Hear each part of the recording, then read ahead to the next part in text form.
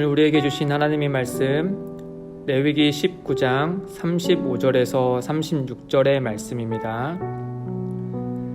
너희는 재판할 때나 길이나 무게나 양을 잴 때 불의를 행하지 말고 공평한 저울과 공평한 추와 공평한 에바와 공평한 흰을 사용하라.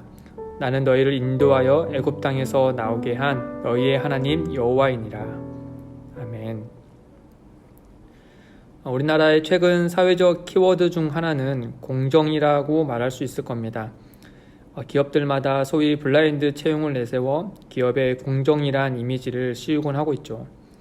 회사에 지원하는 모든 이들에게 학연이나 지원 등을 벗어나 적어도 기회는 동등하게 해주자는 취지에서 이런 방법을 취합니다.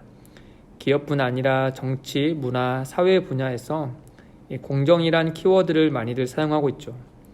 그런데 모두가 원하는 공정이지만 이 공정이란 말이 나오는 것마다 이상하게 분열이 많이 일어나는 것을 보곤 합니다.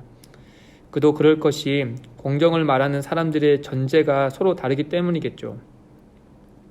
어떤 사람들은 노력에 대한 적절한 보상으로 공정을 말하는 사람도 있는 반면에 또 다른 이들은 그 노력조차도 할 수 있는 환경이 서로 다르기 때문에 결과에 대한 공정을 말하는 사람도 있습니다. 정치에서 말하는 공정이라는 것도 그 전제가 무엇인가 따져보며 서로 다른 공정을 말하고 있는 것을 쉽게 확인할 수 있습니다.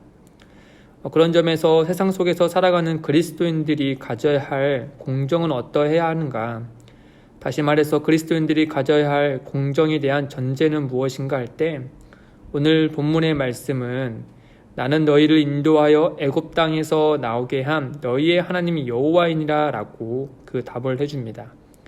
즉 하나님께서 이스라엘을 구원하셔서 새로운 정체성을 부여하셨으니 이스라엘 백성들은 하나님의 백성답게 살아가므로 하나님의 성품을 드러내야 하는 책임이 있다라고 말씀하는 것이죠.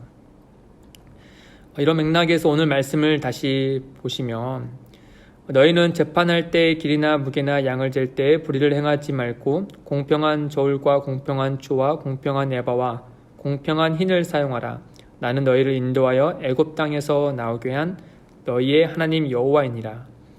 이 공평이라는 말은 공정, 정직, 또 올바른 일 또는 정의까지 확대해서 쓸 수 있는 말입니다. 이 공평한 저울, 공평한 추, 공평한 에바, 공평한 흰이란 말에 네 번이나 공평이란 말을 네 번이나 반복해서 사용합니다. 그만큼 중요하다는 점을 알려주면서도 그만큼 실천하기가 어렵다는 의미이기도 할 겁니다. 그리고 오늘 말씀에는 이 사법적인 공간과 또 경제적인 공간의 틀 안에서 공평을 이야기합니다. 이 둘은 서로 다른 공간이기도 하지만 우리 사회가 돌아가는 모습을 보면 꼭 각기 독립된 공간이지도 않을 겁니다. 예를 들어 뇌물이라든지 특정한 사람과 기업을 위해 법적인 도움을 준다든지 이런 이야기들이 우리가 자주 듣고 있지 않습니까? 과거에도 마찬가지였을 겁니다. 여하튼 세상과 달리 이스라엘 백성들은 하나님의 백성으로서 하나님이 어떠한 분이신가에 따라 그들의 정체성과 또 삶의 방향과 모습들이 달라지기 마련입니다.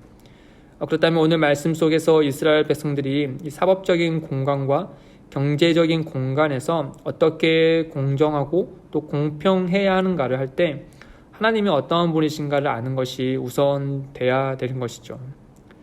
첫째로 하나님은 어떤 분이신가 할 때 이스라엘을 구원하신 하나님은 신실한 분이십니다.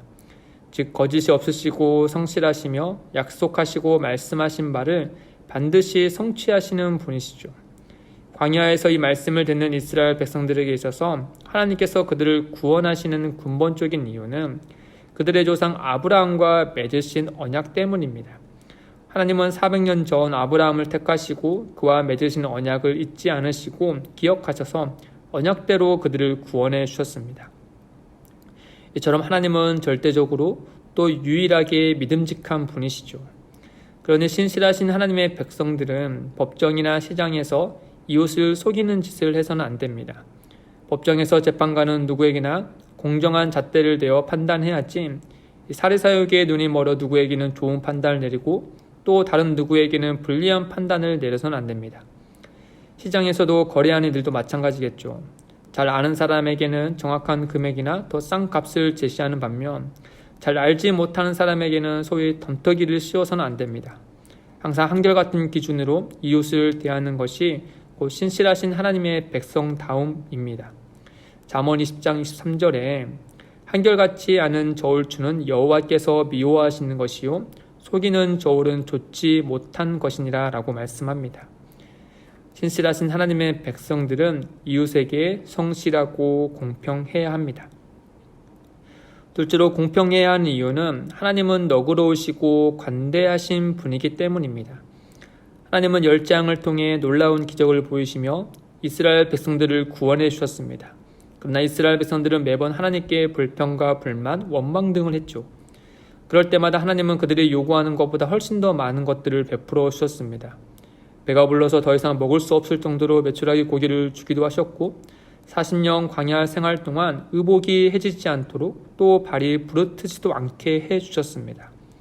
그러니 그 너그러우시고 관대하신 하나님의 은혜를 받은 이스라엘 백성들은 자기의 욕심으로 공평의 추를 달리하여 이웃을 속여서는 안 됩니다.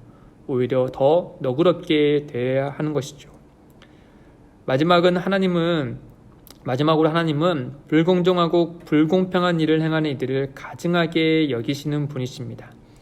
신명기 25장 13절에서 16절의 말씀에 보시면 너는 내 주머니에 두 종류의 저울추 곧 큰 것과 작은 것을 넣지 말 것이며 내 집에 두 종류의 되 곧 큰 것과 작은 것을 두지 말 것이요 오직 온전하고 공정한 저울추를 두면 온전하고 공정한 되를 둘 것이라. 그리하면 내 하나님 여호와께서 내게 주시는 땅에서 내 날이 길리라. 이런 일들을 행하는 모든 자, 악을 행하는 모든 자는 내 하나님 여호와께 가증하니라. 하나님은 하나님의 뜻을 따라 옳은 일을 하는 이에게 복을 더하여 주시지만 그렇지 못하는 이들을 가증하게 여기신다고 그리고 심판하신다라고 말씀하십니다. 특히 10계명 중 5계명에 해당하는 부모를 공경할 때 주어지는 장수의 복을 공정하게 하는 이들에게도 주신다라고 말씀하시죠. 그러니 하나님께서 이 일을 얼마나 중요하게 생각하시며 또 반대로 공정하지 못하는 이들을 얼마나 가증하게 여기시는지를 이 말씀을 통하여 가늠할 수 있습니다. 말씀을 정리하면 세상의 모든 사람들은 언제 어디서든 누구에게나 공정하고 공평해야 합니다. 당연한 것이죠. 그러나 그렇지 못한 부분이 많고 또 공정을 이야기하는 전제가 자기 중심적이니 항상 분열을 야기하는 경우가 많습니다. 이와 달리 그리스도인의 전제는 우리를 구원하신 하나님, 신실하신 하나님, 관대하신 하나님, 불공정한 것을 가증히 여기시는 하나님이 되어야 합니다. 하나님께서 거룩하시니 우리도 거룩해야 하는 것처럼 말이죠. 그렇게 된다면 그리스도인들이 행하는 공정에는 분열이 아닌 화목을 꽃피울 수 있게 됩니다. 하나님의 뜻을 따라 공정과 공평을 행한다면 우리는 하나님과 화목하게 되고 더불어 이웃 간에도 화목하게 할 수 있습니다. 사랑하는 성도 여러분, 우리를 구속하신 하나님이 어떤 분이신가를 알아감으로 그분을 기준으로 우리의 삶의 지표를 맞추시기를 바랍니다. 더불어 오늘 말씀을 따라 만나는 누군가에게도 누구든지 항상 공정하고 공평하게 대하셔서 그 가운데 하나님이 주시는 화목의 은혜를 경험하시기를 주님의 이름으로 축복드립니다. 함께 기도하겠습니다. 하나님 아버지, 우리를 예수 그리스도 안에서 구원해 주셔서 하나님의 자녀 되게 해주심에 감사합니다. 이제는 하나님의 자녀로서 이 땅에서 살아가는 존재이니 언제나 어디서나 누구를 만나든지 하나님의 자녀로서의 마땅한 모습을 드러내게 인도하여 주옵소서. 주님, 이 사회 속에서 마땅히 공평해야 하며 공정해야 하는 이들이 그렇지 못함으로 인해 그 피해를 고스란히 받는 이들이 있습니다. 주님, 그들을 불쌍히 여기셔서 하나님의 공의와 정의가 이 땅에 바르게 세워질 수 있도록 주님 역사하여 주옵소서.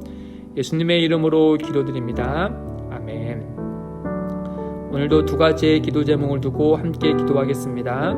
첫째, 우리 사회에 불공정하고 불공평한 것들이 속히 사라지고 하나님이 기뻐하시는 공정과 공평이 바르게 자리 잡을 수 있도록 인도하여 주옵소서. 둘째, 우리 안에 남을 속이는 그릇된 습관이 있거나 욕심 탓에 불공평하게 했던 모습들이 있다면 회개하고 하나님 앞에서 정직하고 공평하기를 훈련하는 그리스도인들이 되게 인도하여 주옵소서. 함께 기도하며 나아가겠습니다.